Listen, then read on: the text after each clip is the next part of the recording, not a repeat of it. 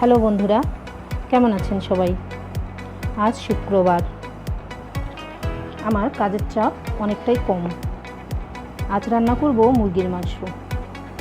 তাই প্রথমে মুরগির মাংসটা ভালো করে ধুয়ে নিয়েছি। এরপর একে একে সব মশলা দিয়ে দিচ্ছি। মুরগির মাংসে কী কী মশলা দিতে হয় এটা সবারই জানা, তবে আমি এক্সট্রা যেটা করি সেটা হচ্ছে আমার নিজের হাতের বানানো টক দই। বেশ কিছুটা পরিমাণ টক দই দিয়ে দিচ্ছি।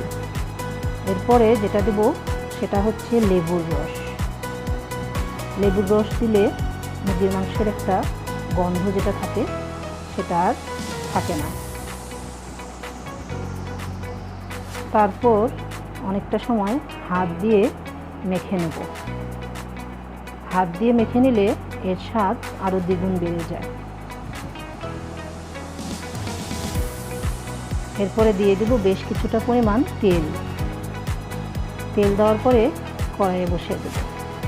কড়াইয়ে বসায় দেওয়ার পরে যখন জলটা শুকিয়ে যাবে আর তেলটা উপরে চলে আসবে, তখনই বুঝে নেব এবার আমার মুরগি রান্না শেষ।